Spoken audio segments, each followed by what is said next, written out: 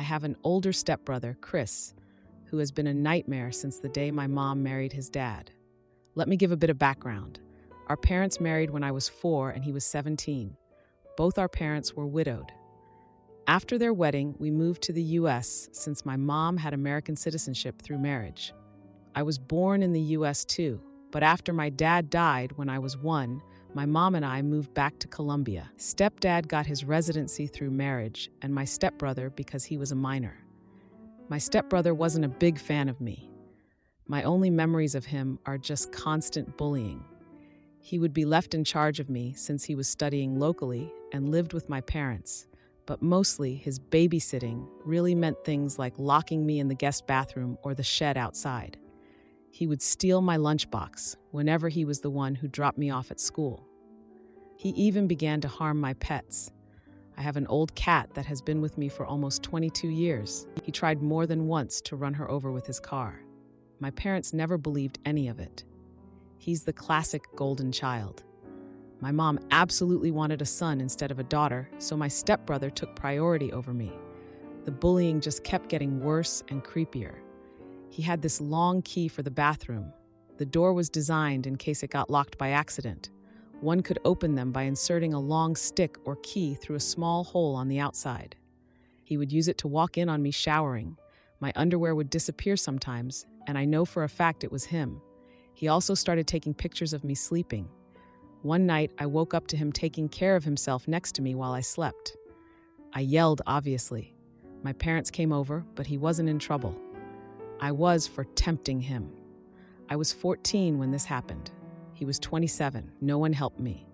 And he got bolder until he did something I am still in therapy for when I was 16. It got to a point where I called my biological half-older brother Sam to see if I could live with him and his wife Sandy during my last 2 years of high school. When Sam found out what was going on, he confronted my mom. My mom didn't care and just told him to take me so long he never asked her for money. Done and done. My brother and his wife became my legal guardians and took me in with my cat and the old family dog since I didn't trust leaving any living creature with Chris around. My parents never checked on me. My extended family from my father's side knew what happened, and they immediately got together to ensure I could finish school well and go to college. I don't know my maternal family at all. Thanks to my paternal family, including Sam's mother and her family, I got my bachelor's and master's, no student debt, and work as a nurse practitioner. I still live with Sam, his wife, and their 2 kids, and I pay a small rent. Neither Sam nor his wife expected me to pay anything, but that's the least I can do for the 2 people who have taken care of me for 13 years. For anyone wondering why I didn't move, it's incredibly expensive where I live, and Sam insisted I stay with them until I save enough to buy my own home. Things seemed okay until my mom messaged me recently. She had not messaged me since I was 18 when she told me she no longer had any responsibility to me. In this message, she sounded overly friendly, telling me how she missed me and asking how I was doing. I was a bit creeped out but decided to be nice, telling her about what I had done since leaving her care.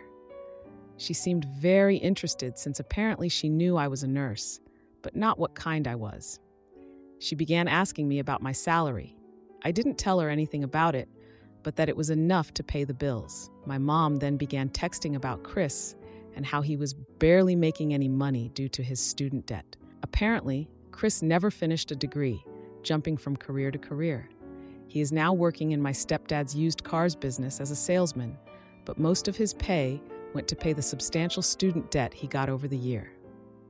I told my mom how sorry I was that Chris was having a hard time and wished him luck. That's when my mom finally got to what she wanted. She texted me I needed to pay his student debt so he could finally begin to make the money he deserves, like the man of the family. I just turned off my phone. When I got home, Sam was surprised since I was usually the last to arrive. Sandy wasn't home yet. I told Sam what happened and showed him my mom's text messages. I don't think I've seen Sam this angry ever. He told me to block my mom, stepdad, and Chris if I had not done so yet. After talking with Sam and Sandy, I called my boss to ask the next day and the one after off. This gave me a 4-day weekend, including the days I'm normally off shift. My boss was more than okay with this and told me to just take it easy and let her know if she could help. This backfired because the next day my mom and Chris decided to come to Sam's house to speak to me. I was alone since Sam and Sandy were at work and the kids were at school. I immediately called Sam and told him what was going on. He told me not to open the door and that he was on his way. My mom spent the whole time screaming that I owed them for raising me and that my sweet brother deserved the money. Chris was going around trying to find a window or door unlocked. There wasn't any since the windows have safety bars, and the only other door is in the closed garage and one in the yard. The yard one was locked, and just in case I locked the one in the garage. I won't post what he called me when he saw me from one of the windows, but basically, he pretty much told me they should have thrown me away when I was a baby since I grew to be a bee. He pounded in one of the windows so hard, he actually cracked the glass. Eventually, he gave up and went back to the front door, clearly trying to kick it down. I didn't have anything to worry about. The door was a security door, but I was still very scared. Between yelling, threatening, pleading, and insults, I finally heard Sam screaming to them to get lost. I only saw things from the window. Sam pretty much dragged them both off the porch. They got to a point I couldn't hear, but I saw my mom and Chris pale and look scared before they pretty much ran to their car and drove off way past the legal speed limit. Sam came in a bit after and immediately went full overprotective brother mode, asking me if I was okay. He kept saying sorry and hugging me. Sandy arrived almost immediately after, and she looked like she was about to commit a felony. Apparently, Sam threatened him with filing charges for what he did to me when I was 16, my brother's ace. My stepdad was willing to testify against his own son. That seemed enough to get Chris off our backs, but not my mom. Since then, it's been 3 days, and my mom has sent texts, called nonstop with various numbers, and rallied a group of people who are supposedly my maternal family to harass me for money. She claims that money should legally be hers since she's my mother, that it's my late father's missed child support. Sam is helping me find a lawyer to get a restraining order on my mom, and I plan to take my stepdad's offer to testify by pressing charges against Chris. I can't say I can forgive him for not stopping his son, but I appreciate he's at least trying. I don't know the details, but Chris did something to a relative of his dad, and since then, they had a really bad fallout. I took my boss's offer and will be on vacation for a few more days, but here it is. My vacation days are getting eaten up, and my therapist might need a therapist after. Thankfully, my dark sense of humor and supportive paternal family are keeping me somewhat sane. I didn't think I would be making an update so soon, but my mother is unrelenting. To the people that were so kind and gave me advice earlier, thank you so much. It really helps to have people show kindness in difficult days. I follow with the advice to freeze my credit, and I will be getting a new phone for personal use. We'll have to keep my old phone for work for a little. Now to update on the situation. We are going through with pressing charges and might do a civil lawsuit for 2 years of child support my mother owns. We are not sure yet of our chances on it, but my brother Sam wants to go scorch earth. As for my mother, she began a new campaign. She's been posting about me false, accusing my stepbrother Chris of SA. She's been accusing me of being a temptress that tried for years to sleep with my brother, and even got a few relatives, who I just found out are my aunts, to join in saying they were witnesses. I never met these women in my life. My stepfather actually commented in her post saying my mom was lying and accusing his own son of being a pedo. That's how I found out what was the big fallout between them. Stepbrother went after one of stepfather's nieces. I don't know the girl's age, but she has to be about my age if I'm thinking of the right person. If not, she's younger than me.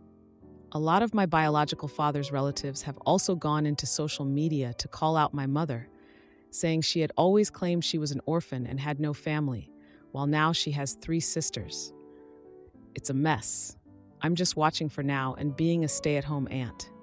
My nephews love it since we go out after they finish homework for crazy shenanigans.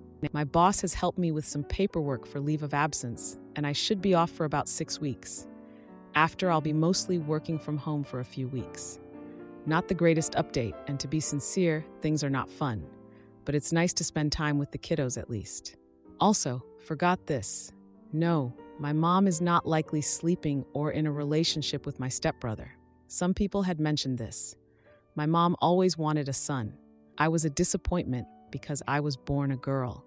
She treats my brother like he's her real son, and I think she truly loves him as a mother. She made sure to tell me how disappointing it was for her when I was born. I hope the title is okay for the rules. I was recommended to post here, but wasn't sure where to start. My mother was widowed when I was 1 year old. My biological father was much older than her. She was a second wife with 20-plus age difference. After that, she remarried her hometown sweetheart and adopted his 17-year-old son. My dad was American, mom is Colombian. I was born in the U.S., then we moved for a few years back to Colombia, and we returned to the U.S. when I was 4. My whole life, my mother constantly complained about the fact I was a girl. She would say things like, "If you were a boy, maybe we could have gotten more from your father," or "Girls are so useless." All I was for her was the problem child. She took my inheritance and squandered it, mostly on things for my stepbrother. Whenever she had guests, she would always introduce me and joke how I ruined her body and wasn't even worth it since I was a girl. Most her friends thought I had some kind of mental illness because of her lies about me being mentally behind. She used the R word. She would often blame it on my gender, though, saying because I was born a girl, I was clearly inferior. During holidays, I would be left behind with a sitter. I was just too much of a problem child and would ruin things for my sweet brother. We only have one family picture from when I was 5. If I got anything nice with my own money, my mother would take it from me if it was something like makeup or clothes, saying I wasn't attractive enough or worthy enough to have such nice things. I should just stick with a plain face since it will make it easier for me to find a job when I was done with high school. She had no intentions of letting me go to college. But the worst part is she never protected me. My stepbrother is a predator. At first, he just bullied me, stealing my food, locking me in dark places. When I hit puberty, though, he began to do worse things, walking in on me when I showered, even if I locked the door, stealing my underwear, watching me sleep, and he even saved me when I was 16 and he was 29. My mother blamed it on me, saying I was tempting her poor sweet boy. I was saved by my biological half-brother and his wife. They took me in at 16, finished raising me, and put me through college with the help of my paternal family. Even my father's first wife pitched in and has always been kind to me. She's more a mother to me than my mother was. Now I'm 29 years old. I have a good career as a nurse practitioner and I'm saving to buy my own home. My mother found out about this and has been demanding I give her my money because she is my mother and my money should be hers. She also demands that I pay my hurtful stepbrother's student loans. Since I refused to fall on my dear mother's demands, she has now gone online to post I am a temptress that is trying to ruin her son's life and that I refuse to pay her back for all the care and love she gave me over the years. She even had some women that are supposedly my aunts join her in this. I never met any of my maternal family. As far as I knew, my mother was an orphan. Now, I suddenly have 3 aunts that have seen how bad a person I am. So, this might be my last update on the mess with my mother and stepbrother since we're finally starting the legal fights, but I finally had a good laugh. In my previous post, I haven't said a lot about my biological father. He died when I was 1 year old, so I never really met him. I have one picture of him holding me when I was an infant. I mostly know him from stories from his family. What I do know is he was a man of means. He had a lot of assets that he had carefully divided in his will. Not like so rich, I'll never have to work type. Just rich enough that I would be able to live comfortably so long I worked and did right by my finances. I was not aware he had made sure to leave me with anything. Neither did my half-brother, Sam, his son with his first wife. I'm the daughter of an affair partner turned second wife. My understanding was that anything I inherited was wasted by my mother to buy things for her predator stepson Chris, who she prefers to me. He was my aggressor growing up. In her words, daughters don't need inheritance. Just marry a wealthy old man like me. Well, since my mother and Chris have been harassing me lately, we drove to my dad's lawyer to get some things we need from my dad's records for the lawsuit we are planning. He's a sweet older man, kinda looks like my dad a bit, and was my dad's best friend. When we met, he received me with a hug and told me how happy he was to finally meet with him. His wife was there too, and she also gave me a big hug and told me we needed to have dinner at their place. Once we all caught up, we found my mother had been faking receipts to get money from my trust. A lot of it. Some of it from when I was under Sam's guardianship. And she's not the executor of my trust. She had to provide receipts for anything. She's been sending receipts for me because I'm still in medical school. I finished school in 2021. Well, her meal ticket not only got torn, and now she's in big trouble because this is fraud, and basically my hands are tied about pressing charges or not. She claims me as a dependent on her taxes, so my dad's lawyer would refund her for her expenses. He basically told me there's just no way we can keep this just in civil court. He had to contact IRS and the police. Doesn't help. She's been using my social security number for some things she shouldn't. Thank you for the people that advised me to freeze my credit. You guys saved me for sure. I probably won't be able to post for quite a while, and I'm going to be incredibly busy. I'm just mentally exhausted about how much has happened. I wouldn't have done anything about my mom using my trust if she had left me alone. I wouldn't even know about it because the trust is set for me to take over it with proof of marriage or graduating college. And since I didn't know about it, I never sent the required paperwork to take control. She could have milked it dry if she left me alone and just kept sending fake information. I am in the process to get what's left of my trust. There's quite a bit in it and should be enough for me to get a house or condo if I mix it with my savings and still have leftover to invest or do other things safely. I might wait for a while to buy anything though. I don't know how safe it would be since my mom still has my social security number. Now for a personal rant. Hey Reddit, this is more a personal rant than full-on update. Things are only starting on the legal side of things, so no real update or information I'm allowed to share. This is more on the personal side of things since I just came home from having my mother harass me in a bar. It was fun. Short background. My mother is a greedy liar that let her stepson Chris, who's 13 years older than me, abuse me since I was a small child. First physical abuse, then SA. SA started when I was 14 until I was 16. Now she wants me to clear his student debt, and she had been mooching off my biological father's inheritance. As for last night, well, I decided to go out with some girlfriends for a girls' night. My half-brother Sam and his wife Sandy have been pushing me to go out for a while. We went to a local bar. I mostly stick to the stools by the bar as I'm a massive introvert, but I like seeing my friends having fun. So I was simply drinking and talking to the bartender in passing. Well, my good mood was ruined when I noticed my mother, thankfully alone, walked to me. The moment she saw me, she pretty much launched herself to hug me and began crying, saying how much she had missed me and how different I looked. I was trying really hard to get away from her, but she began causing a scene. She started begging for us to reconcile, that she was sorry I took my stepbrother's affection the wrong way, that they both love me and want me to live with them. She was loud, and people were looking at me. Some even looked sorry for her, and I had people encouraging me to hug my mom back. It was embarrassing and just so wrong. I just exploded and told her to leave me alone and walked out. That was even worse because she kept following me with 2 or 3 randoms calling me a jerk and terrible daughter. She just kept swearing. Chris truly cares for me and wants us to be a family again. She even said that he found me so beautiful that he couldn't help himself when he saved me. She said when he made love to you.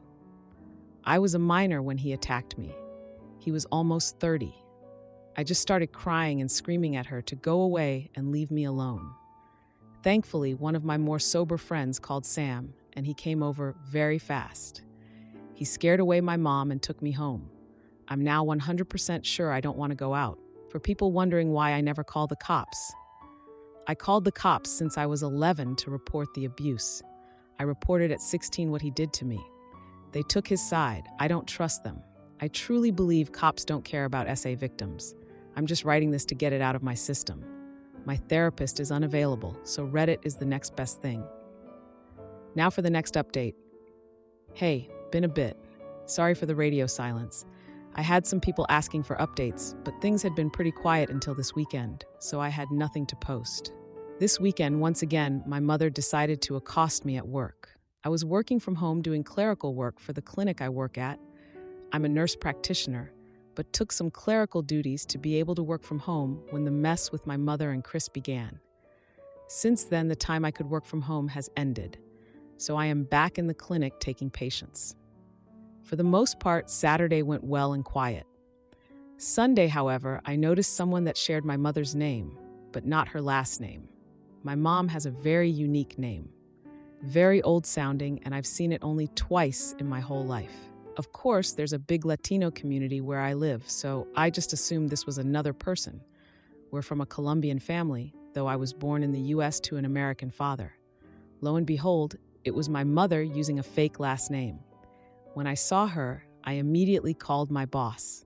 She's aware of the situation and immediately went to ask my mother to please leave the premises. This can be a controversial move, so to explain it before the debate starts.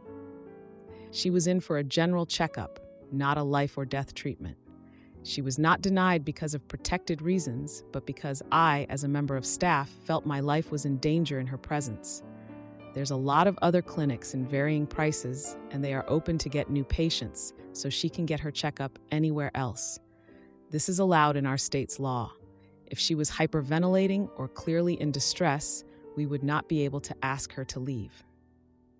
My mother, of course, went on a rampage, demanding to be seen by me specifically. My boss, thankfully, was not intimidated and just insisted my mother had to leave or else the cops would be called. After a back and forth that I was watching from the security cameras, this all happened in our waiting room. My mother threw a letter at my boss and left fuming. She even pushed a lady that was walking in, though thankfully no one was hurt. My boss brought me the letter and told me she will make sure to not assign me any patients with my mother's first name and went to make arrangements with our front desk.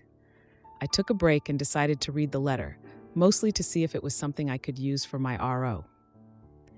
This is a translation to my best capabilities. My lovely daughter, it hurts me so much you refuse to speak to me. I love you so much, and all I want is to recover the years we've lost. I only have you left from your father, whom I loved dearly. I know there's a lot of misunderstandings with Chris. He loves you so much too, and I wish you would give him a chance to prove it to you. He always talked about how beautiful you are and how much he wished you two could spend more time together. He truly adores you, and I wish you would consider his feelings more. He even asked me to convince you to marry him, and I think it's a wonderful idea. Pop and I are probably divorcing, and this will be the perfect solution. So Chris, you and I can stay a family. He keeps going on and on about how much he wants to raise your and his baby together. Let me know when you want to go shopping for wedding dresses. I love you, my darling mom. I'm going to share a few personal notes here. I am unable to get pregnant. After Chris's attack, I had some medical complications that have left me unable to conceive. My mother knows about it. Chris knows about it. The cops know about it. They rule the whole thing as consensual intimacy. And because I was 16, the legal age of consent, nothing was done. I show this to my lawyer, and he added it to the compilation of things we're using for the RO. Still no court date, and the cops don't consider my case risky enough to do the paperwork for a temp order. I do have one officer who is taking this very seriously and has been amazing. It's just a majority who don't seem to care or have too much on their docket to give my case time. Now for the 3-day update. Chris has been arrested. Apparently, he kidnapped a 2-year-old baby girl, his cousin's daughter, no less. The baby was recovered safe and unharmed from what I heard. I'm glad she wasn't taken for long. Who knows what the hell he wanted to do to her? If I hear more details, I'll update. I'm trying to use this to get that temp RO. Am I the idiot for quitting the church band after Emma got banned for speaking out against Christian nationalism? Original post by You Throw Raw Awk Around. My church's youth group has a youth band that leads worship during youth, but the church also has them lead worship on Sunday mornings every few weeks to promote the youth band when the usual worship team has a week off. I'm not in the band, but I often help with lyric PowerPoints along with another girl, but not when the band plays on Sundays. The main singer of the youth band is the daughter of a youth assistant, and the daughter is an assistant too. We'll call her Emma. She's 20. I'm writing because of what happened the last time the youth band led Sunday worship on 6:30 that led to Emma and her family leaving the church. In between one of the songs, Emma said she felt led to say that Christian nationalism wasn't of God because forcing people to believe went against the basis of Christianity because God gave free will, and too many Christians forgot that. She also said there would be no short and narrow path if people were forced to walk it before saying Project 2025 was advertised as Christian but resembled nothing of God, because God never forced people to believe in him. No one confronted her or anything as it was brief, and they played a few more songs along with the closing song after the pastor finished his sermon. But when we got to youth on Friday night, Emma and her mother weren't there, and we were later informed by the youth pastor that Emma and her mom would no longer be helping the youth before a bunch of stuff about giving others the chance to be lead singers because Emma had left the church. However, word got out from one of the band's players that Emma told the band that she got banned during the week and that her parents left the church with her. So they already knew before we found out at youth. The reason I'm making this post is because of a conversation I had with the band and other PowerPoint girl the same Friday the youth pastor announced it, and the conversation was private from the rest of the kids. Long story short, the band is upset about what happened to Emma, and they've been throwing around ideas on what to do. The one they're heavily considering is a walkout the next time they're scheduled to play on Sunday after playing the intro song. Service opens with an intro song before someone comes on stage to welcome everyone before worship continues, and they would voice support for Emma before walking out together.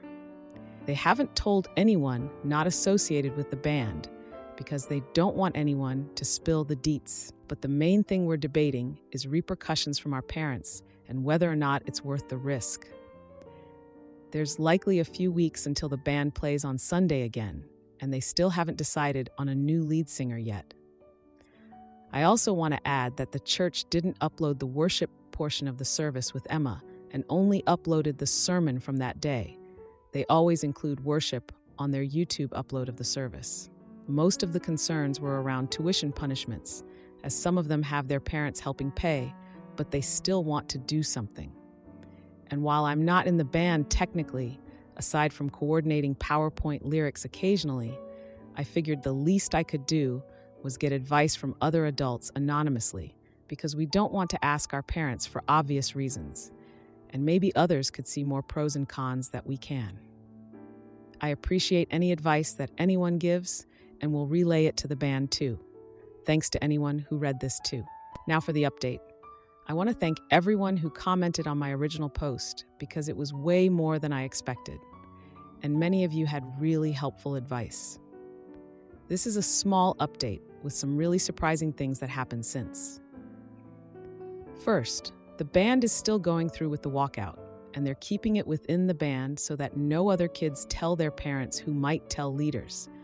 It would have been awesome to include others, but the risk of the church catching wind was too great. Second, we have a date of 8/4 when the youth band will do worship for the adults again. Third, the youth pastor appointed a singer from within the group who will take turns singing on Sundays, with future participants in the coming weeks. Fourth, the new singer agreed that the church's handling of Emma was BS. Fifth, and most exciting, 2 of the band members told non-religious relatives about the situation and fear of punishment, and they agreed to come to the service and let them head to their cars in the parking lot straight from the walkout for safety. They won't leave the lot in case some parents try to claim kidnapping, but we'll be in their cars if all goes well, and the rest of us are going to ask our relatives too. Sixth, one of the band members told a teacher they knew from school who's thinking about coming and walking out too. And seventh, one of the band members wrote a little something that the lead singer will read before they walk off stage. And it would be great if anyone with editing experience could help to make it clearer or provide advice on what to add. They tried to keep it short. I will make a post about their write-up in the near future. Here's how we hope it happens. The band will play the opening song, which officially starts service, and usually lets people know it's starting. Many make their way from the foyer during the intro song. And after someone gives the welcome prayer after the opening song, the lead singer will then give the speech before the band walks off stage. And I will walk out with them from the pews, along with relatives, friends. One relative said she might bring some people she knows too, which could make more of a statement to the church to see adults leaving too. One of the relatives will also record the whole thing in case any parents don't react well to it, and I will update after it happens. If anyone has any further advice, it would be appreciated, and I'll bring it to the band. Most of the band, outside of 2 seniors, aren't old enough to vote this year, but this is a chance to stand up for what's right against something that is adamantly infusing itself into Christianity, Christian nationalism, and making Christianity lose all of its respect, in our opinion. We don't expect change to happen in the church as a result of our walkout, but it's a small thing we can do to say we did our part when faced with it ourselves. Another commenter put it best when she asked if we'd be able to live with ourselves if we did nothing, and the answer has been no for us so far. I also want to add something I forgot to clarify in my first post. Emma didn't say what she did out of the blue. She had been vocal about the pastor talking politics for some time, according to the band, and I've seen much of it too. However, a lot of people sent DMs disagreeing with the band's decision. So before I get into it, I want to give specifics of what the pastor has done. The pastor mentioned Trump from the pulpit numerous times, including the aftermath of the 2020 election, to voice discontent over the results. He has also celebrated Roe v. Wade's overturning from the pulpit, Pride Month during June, and even compared Trump's legal trial to how Jesus was persecuted leading up to his crucifixion, things that have no place being vented about from the pulpit. And this has happened over the course of a few years. I received a few DMs in the aftermath of my first post, and some were encouraging while others not so much. A few people who said they were Christians said that Emma was wrong to use the microphone to hijack the service with her words, because she should have talked to the pastor first while calling her actions immature. However, when I showed the band the advice from my posts, I also told them about the DMs, and they said that Emma spoke to a leader about the pastor's political sermons in the past, but nothing came from it, as he continued to speak politics from the pulpit frequently. Some people also said that our walkout wasn't godly because we, like Emma, would be hijacking the service for a publicity stunt when church was supposed to be about God.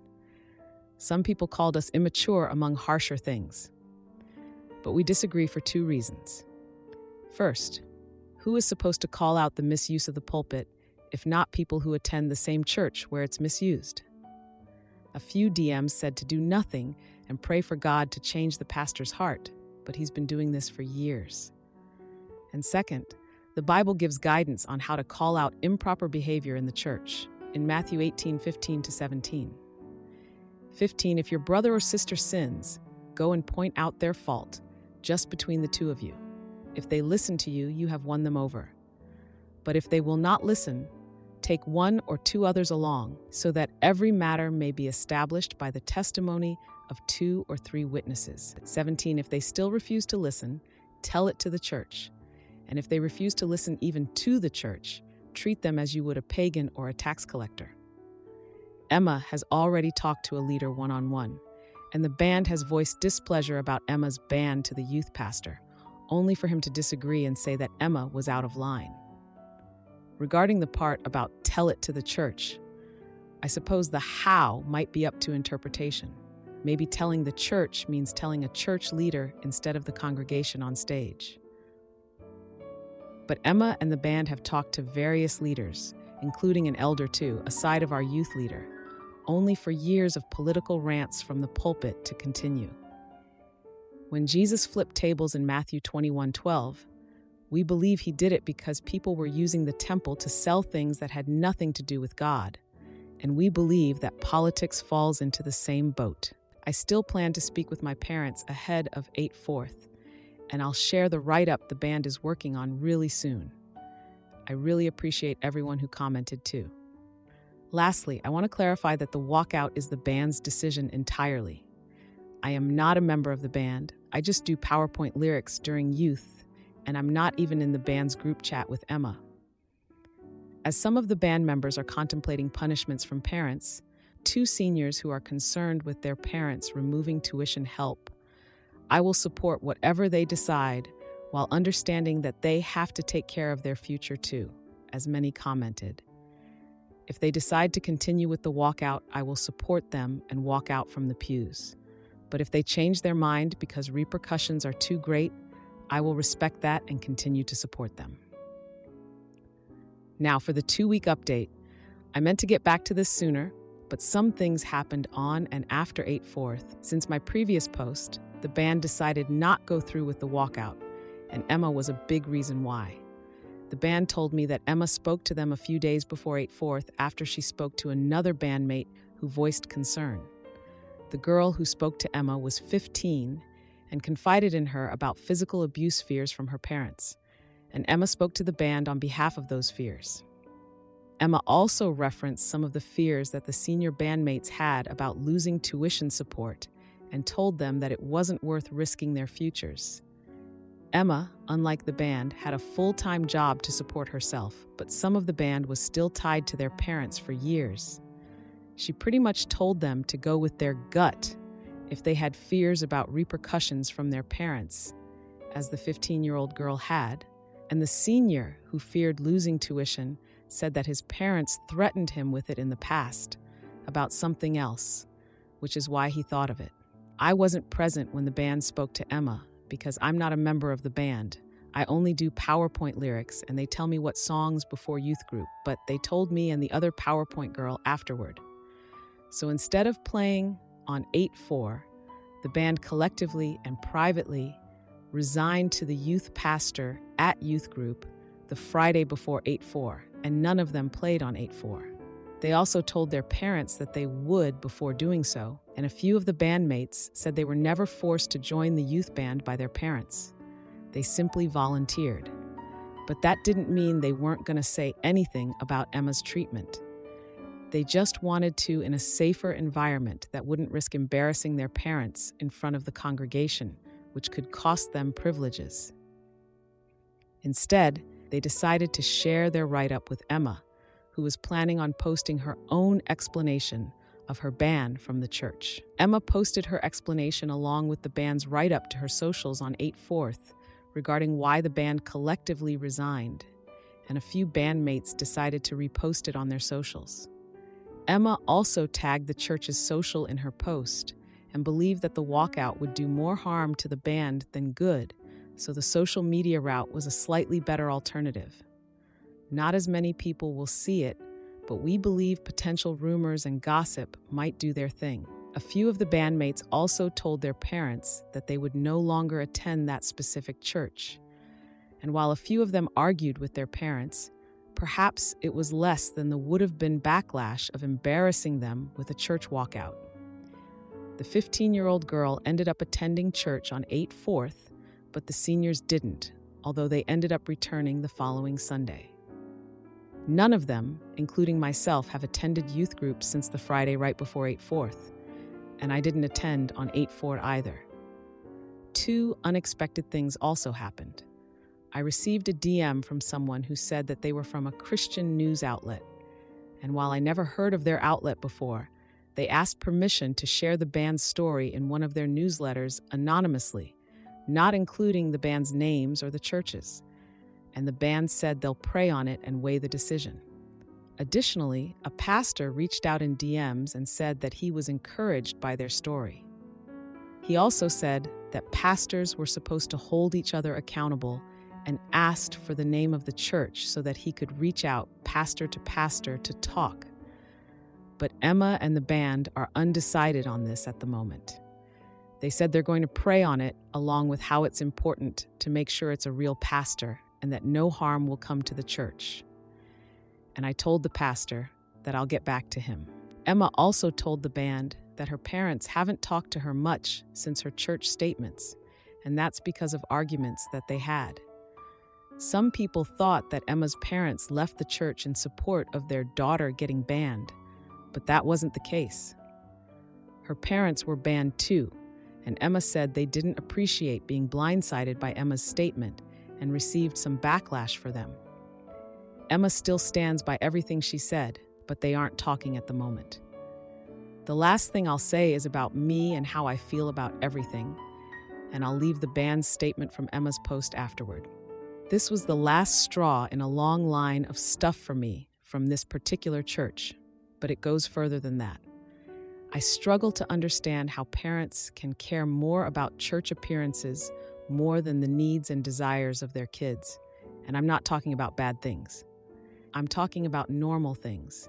And Emma's statement said it better than I could. Emma said that God gave everyone free will, but the 15-year-old girl vented about physical abuse in regards to not wanting to go to church in the past, and that is the opposite of what God taught. God didn't force people to believe in him, but some parents take away privileges if they refuse to fall in line with God and their church. I barely even have any friends myself, and I'm not even in the band group chat. The band told me everything secondhand, and none of them are my friends. They hang out together outside of church, but I only have one other friend from church because I've been homeschooled for all of my life because my parents think public school is too secular. I can't even do official sports, aside from sports played in the church field that our homeschool group uses. So I can't do leagues or be on any teams like high school. I just wish my parents would have let me go to school, but apparently they don't think their religion is strong enough for me to go to school and supposedly not lose my faith. Kinda like they've been keeping me on training wheels for 17 years. Personally, I need a break from church. I know not all churches are bad because the one I happen to grow up in is questionable. But I've decided I'm not a Christian because I said the salvation prayer when I was like 7 or 8, and I don't think that counts. You don't know what you believe at that age, because all you have is heavy bias from your parents.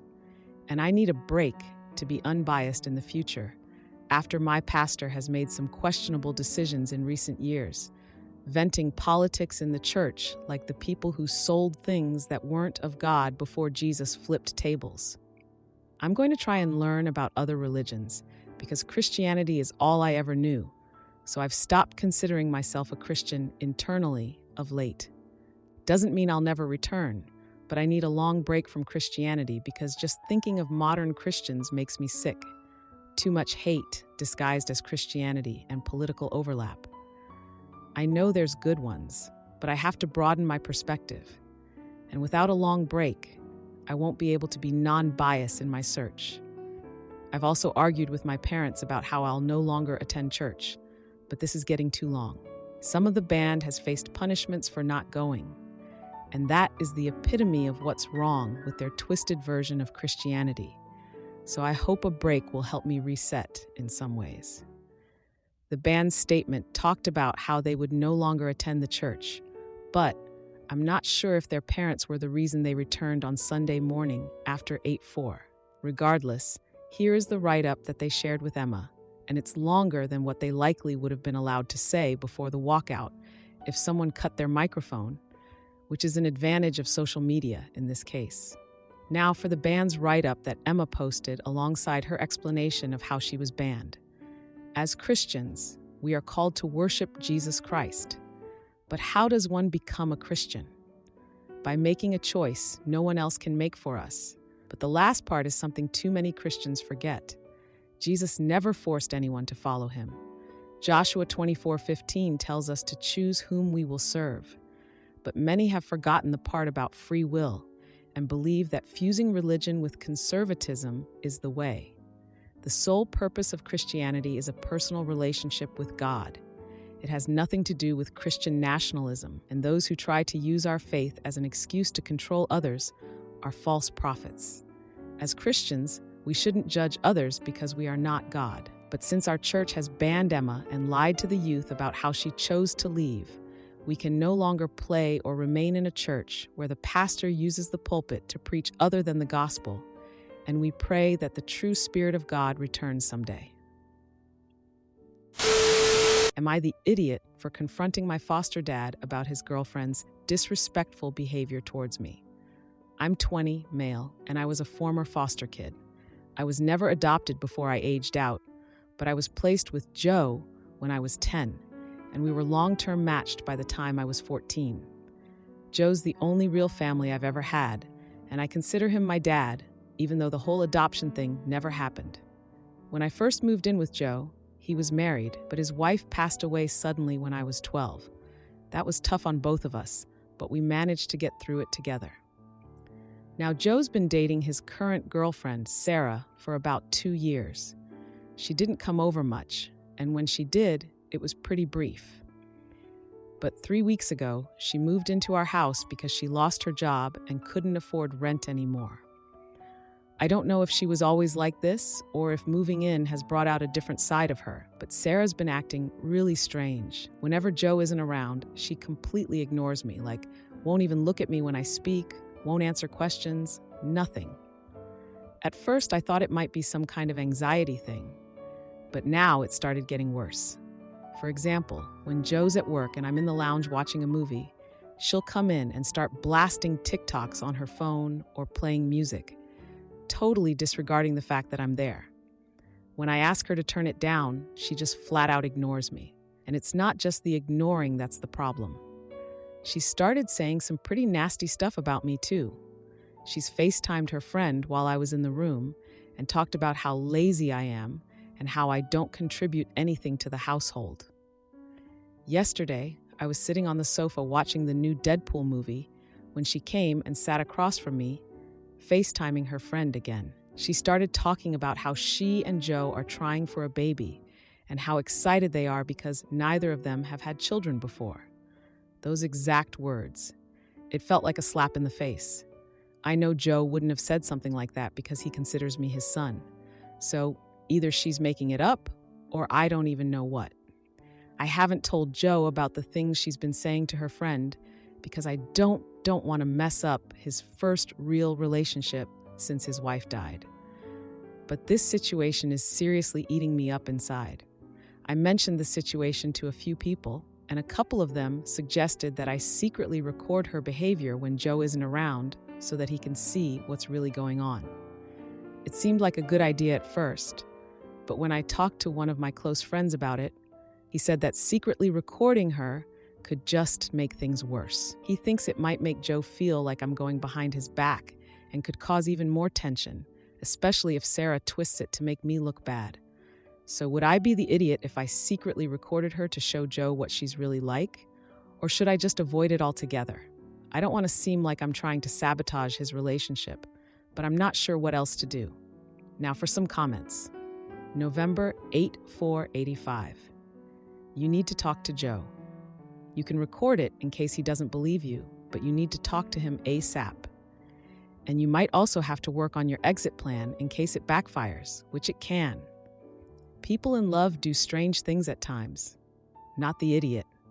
OP responds, I don't think Joe would ever kick me out, but you're right, I should have a backup plan just in case. Call 20. So many parents kick out kids when a new relationship forms and the kid doesn't get on with the new spouse. Don't be blindsided by something that is a huge possibility. You're an adult. Joe's GF could have the very easy argument that you're an adult and need to move out so they can work on furthering their relationship. Having a child together would absolutely be a reason he would side with her, not the idiot. Out of curiosity, you have only explained that you lounge and watch TV. Are you contributing to the household in any way? If Joe's GF is contributing to the household, I can see why she would have an issue floating you. OP responds, well, I'm still at college. Americans would call this high school, but it's summer. As a foster care leaver, Joe is paid £300 per week by the government to support me until I finish. This will carry on until I finish university or until I'm 25, whichever is first. I also get universal credit, which I use for most of my expenses. High school usually ends at 18 here also, but I've had to redo some learning that I missed. Huge Lime 826. Get your butt off the couch and contribute to the home. Seems to me you are too stupid to realize that he will pick his girlfriend bedmate over a 20-year-old taking up space and pissing off his hot girlfriend. You don't realize it, but unless you start contributing, your days are numbered. So you're off school for the summer. Why don't you have a job to go to every day instead of sitting your butt on the couch? OP responds, who hurt you? Huge Lime 826. Nobody hurt me. But I did have enough common sense to get my butt off the couch and not play video games as a 20-year-old and then witch about somebody who actually is contributing to the household. If he doesn't believe the girlfriend is more important to Joe than he is, he has blinders on. Just wait until she has a baby. He needs to wake up and get his butt off the couch and contribute to the family. 20 years old is not a time to be sitting on the couch playing video games. Get a job. Automatic Mirror 825. It's time to fly out of the nest, find a job and/or college. Build your own life. You are an adult, young, male with lots of opportunities. Sorry, I guess. This young man didn't have a stable home until he was 10. He went through a traumatic childhood, and his life's trajectory is not the same as most people's. So developmentally, it may be important for him to take a little longer to feel safe and confident. Hell, he's still finishing his secondary education due to those complications. And you have literally no idea what opportunities he does or doesn't have. As long as his father is happy to have him there, who are you to tell him he needs to leave home? What a shitty, presumptuous thing to say. Silent Prune 8103. Going to school isn't contributing to the household. Doing chores, taking out the trash, preparing dinner, doing laundry, sweeping the floors, vacuuming, doing repairs around the house. Contributing in the sustainment of your family's home and health of it so it doesn't burden others. That's responsibility. If she finds herself or Joe doing all of this, then I would be annoyed as well. You're an adult. As an adult, you should be contributing without being told to the responsibilities of maintaining the home. I would say getting a job as well at your age. Many folks go to school and have a part-time job. But if that's not the case, you can help around the house. I guarantee if you're doing those things, Joe, and possibly her, will have a different positive opinion of you. Now for the update. I decided to talk to Joe directly instead of secretly recording Sarah. I thought it would be more mature, sensible, and non-confrontational to handle things face-to-face. My mindset was that if he didn't take it seriously, then I'd consider recording to show him what was really going on. When Joe got home from work, I asked him to talk privately in my room. He seemed a bit confused at first, but I made it clear that I wasn't trying to sabotage his relationship. I just needed to tell him that some things Sarah was doing were making me uncomfortable. I reminded him about how she ignores me and mentioned how she plays videos while I'm watching TV. But when I told him, she said that he didn't have any children and that they were trying for a baby, he looked really upset. It felt a bit awkward, but Joe called Sarah into the room to talk with us. He asked her if what I said was true, and she immediately denied it. You could see from her body language that she was lying. I'm not sure if she just never expected me to say anything about how she's been treating me or what. Joe firmly told her that this is my house, not hers, and that while she's a guest here, she can't be disrespecting me. Things got a little heated, and in the end, she apologized to me, though it was through gritted teeth. I accepted the apology, even though I'm not sure it was genuine. After that, Joe asked if I was still comfortable with her staying with us. I said I was because I didn't want to break them up. I just wanted to tell him what was happening. However, she decided to stay at her friend's house for the night, which made the situation feel even more tense. I can tell Joe is really upset now, and I feel super guilty for making him feel this way. He insists it's not my fault, and we ended up having kebabs for tea, but even so, I can't shake the feeling that I've caused a huge fight between them. Joe went to bed early, and now I'm stuck feeling bad about the whole situation. I just hope that whatever happens next, things will settle down.